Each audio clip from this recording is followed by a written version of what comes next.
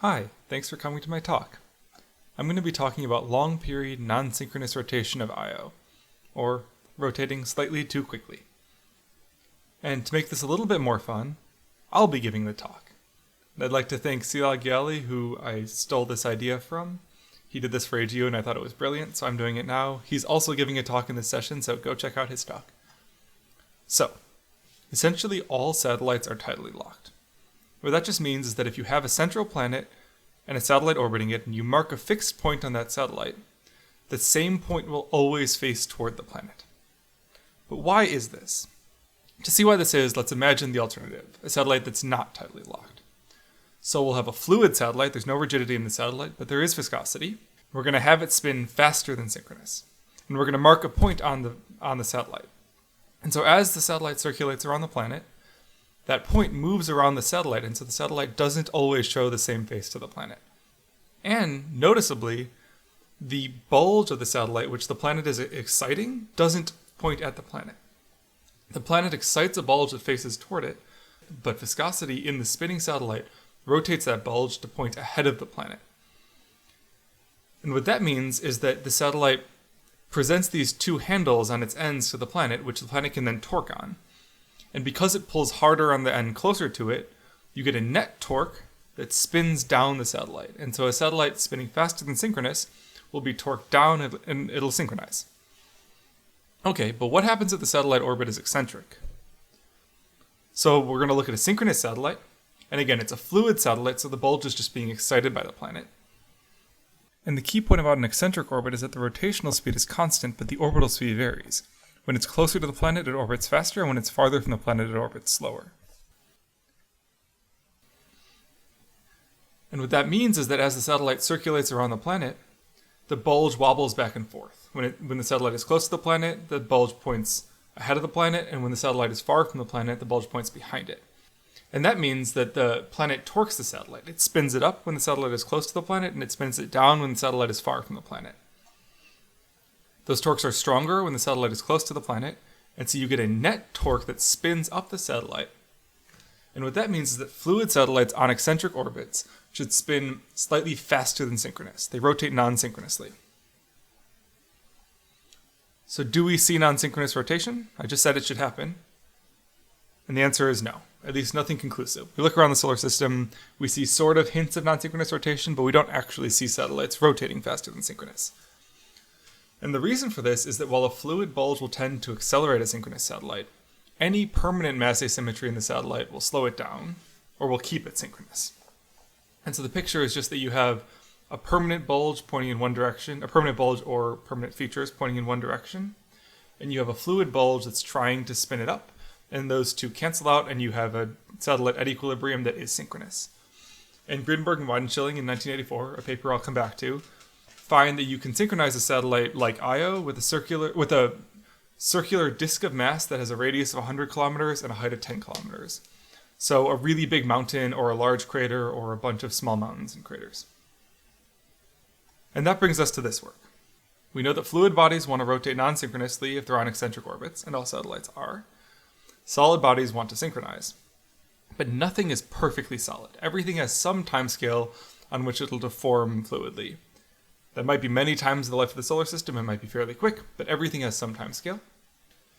And maintaining a synchronous rotation rate imparts a constant stress on these solid bodies.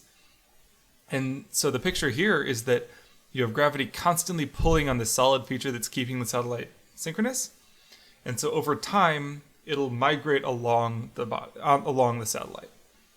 You'll get a very slow rotation of the solid body relative to the tidal axis. So why does this matter? What does this very, very slow non-synchronous rotation matter? Well, the absolute orientation of an orbiting body is important. In the case of satellites, tidal heat is deposited in particular patterns relative to the tidal axis. It isn't deposited uniformly, and so the way your satellite heats depends on what its absolute orientation is relative to the planet. And this also applies to tidally locked exoplanets, where they're very strongly heated on the side facing their star, and so if that side rotates slowly, it'll dramatically change how that body behaves. We're going to focus on the satellite case, and in particular the case of Io. So, Io. In 2013, Hamilton et al. Looked at the spatial distribution of volcanism on Io, and what they looked for was clustering. So here's an example figure from their paper where they find that if you assume there are 2 clusters of volcanoes, you get them in these particular locations. And then they can overlay that on the map of where we expect heat to be produced in Io. And what you see is that these volcanic centers are offset from where heat is being produced. The volcanoes aren't where you expect them to be. So maybe that's caused by non-synchronous rotation. If you have non-synchronous rotation on a similar timescale to volcano building, you could offset the volcanoes through the non-synchronous rotation from where the heat is actually being produced. The timescale for this is likely of order megayears, although that's approximate. And when we've looked for non-synchronous rotation on Io, we've only been able to directly rule out sort of kiloyear timescale non-synchronous rotation. And so this longer timescale non-synchronous rotation is still possible. So that brings up the question, what is the non-synchronous rotation timescale for Io? Greenberg and Weidenschilling again derived an analytical solution for a uniform body. So if Io was a completely uniform body, and what they find is that if you make it of Earth upper mantle material, you get a non-synchronous rotation timescale of 10 gigayears, so not geophysically relevant. But Io's real interior is likely hotter and lower viscosity, and that's why we focus on Io here. For the real Io, which is not a uniform body, it's a layered body at least, we don't have an analytical solution, and so we turn to these tools called love numbers to make these calculations. So to briefly introduce them, the love number we care about here is called K2, and it measures how a body's gravitational potential deforms tidally compared to a uniform fluid body. We also care about the quality factor Q, which measures how energy is conserved during deformation. And in particular, the reciprocal of Q is the tidal phase lag, so that offset between the bulge and the satellite axis planet from earlier that allowed the satellite to be torqued is 1 over Q.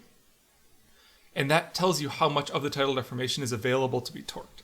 And so the ratio, K2 over Q, which is how much you deform tidally and how much of that tidal deformation is available to torque, captures how the body evolves tidally.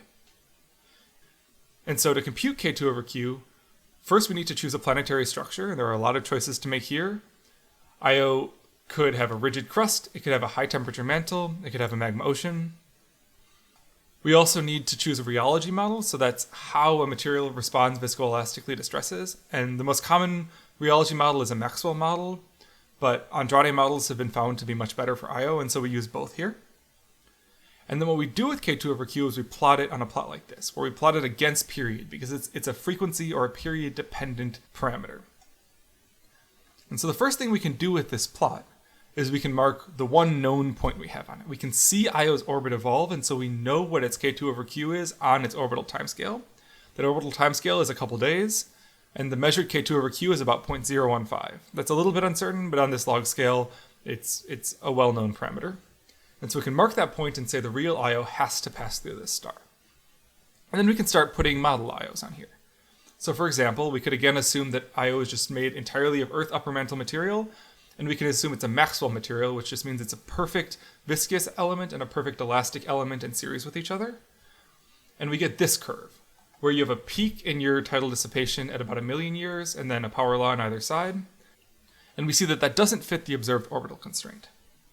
And so that motivates the kind of canonical Io model that a lot of people use, which just assumes a Maxwell model again, but lowers the viscosity so it can fit the observed orbital constraints.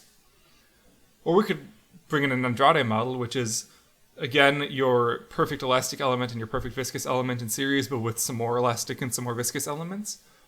And for this time, if we use an Earth upper mantle viscosity, we see that we can fit the observed Io, because the Andrade model has a much shallower slope at short periods. We could imagine a hotter model, a hotter version of that, where the mantle has a viscosity a factor of 1,000 lower. Again, it fits the constraints. We could imagine adding a magma ocean, which actually makes a surprisingly small difference for our purposes. And the key point here is that we have a lot of different models we can choose, and this is a tiny set of the possible Io models, but we start to get a picture that looks like this. And so what do we do with these K2 over Q plots? Well, we want to make a torque balance. We want to ask how quickly does Io rotate, which is really asking at what rotation rates are the torques on Io balanced. And so we want to calculate the total torques. And so we use this equation, which we get from Correa et al. 2014, but similar equations float around the literature a lot. And what it says is that the tidal torque, T, is some known constant A times the sum of Hansen coefficients, which capture eccentricity. A more eccentric satellite experiences tides differently than a less eccentric satellite, times this K2 over Q, our tidal response, as a function of frequency. And that frequency is your rotational frequency omega and your orbital frequency n. So a synchronous satellite will have omega equal to n. An almost synchronous satellite will have them very close but not equal. And so then to find when we're at equilibrium, we can just set T equal to 0, so no torque, that's your equilibrium. A falls out, and we get this sum. And then if we approximate it as a low eccentricity body, which Io is, we get the very good approximation of this equation. And because we know E, Io's eccentricity, and we know K2 over Q at the orbital frequency, we can simplify it further. And then we can name this omega minus n, this rotation frequency minus orbit frequency, because that is our non-synchronous rotation frequency. So we just call that our non-synchronous rotation frequency, and we get this very simple equation, which says that Io's non-synchronous rotation frequency will be whatever frequency makes K2 over Q equal to 3 times 10 to the minus 6. Note that this is only if Io rotates as a coherent body, which I'll get back to in a minute. Okay, so we can take that equation and we can put it on this plot. We can mark 3 times 10 to the minus 6 on the plot, and then we can drop lines down from each of these model Ios and ask how quickly do they rotate above synchronous. And what we find is that the canonical Io would be something like 100,000 years. The Earth mantle Io would be something like 100 billion years. We get this really wide range of non-synchronous rotation timescales. We can also mark on this plot the fact that we have some spacecraft observations. We know that Io isn't rotating much faster than synchronous, and in fact we know that it appears synchronous even on 1,000-year timescales. And we can do that by comparing Voyager and Galileo and Cassini measurements. And so we can mark a ruled out region of this plot. And what we see is that almost rules out the canonical Io. And my hope is that future spacecraft observations, maybe Juno or Ivo, or maybe even Europa Clipper or JUICE, can extend that and actually test the canonical Io model. And if they see non-synchronous rotation, that would be a huge observation. And if they don't, then we can at least rule out this canonical Io model. And Io would have to either have a different viscosity, a different structure, or not be a Maxwell material. Okay, so to summarize, we find that Io has non-synchronous rotation rates for plausible Io models that range across many orders of magnitude, from very quick relative to geophysical timescales to very slow on geophysical timescales. And that's for a fairly narrow range of simple Io structures. And so what that tells us is that we need to combine that with observations of the offset volcanism. We can say, if the offset volcanism is a measurement of non-synchronous rotation, what must the non-synchronous rotation timescale be? And then we can figure out what Io models actually are consistent with that. So the remaining work we have to do is to figure out what happens if the crust is decoupled from the interior by a magma ocean. The calculations will be fairly similar, but we then need to deal with the crust tidal response alone. And we also need to identify the set of Io interiors that are consistent with this sort of mega-year non-synchronous rotation rate, if it's consistent with volcanism. So to conclude, Io plausibly rotates non-synchronously on geophysically relevant timescales. It might rotate faster, it might rotate slower, but very plausible Io models span geophysically relevant timescales. And because Io's interior and its rotation rate are really tightly coupled, a better understanding of one of them will help really inform the other. And so I think spacecraft observations are a huge potential for this. If we can pin down Io's non-synchronous rotation rate a little bit better, we can start to rule out models of Io. And also this work is very relevant to some other planetary bodies. Very strongly heated exoplanets are going to be influenced by non-synchronous rotation, and other satellites might be good candidates for this, such as Europa or the early Earth's moon. Thanks for coming to this talk, and I'd just like to thank one more time Sila Giali for the awesome idea of using a little avatar to give this talk. Thanks.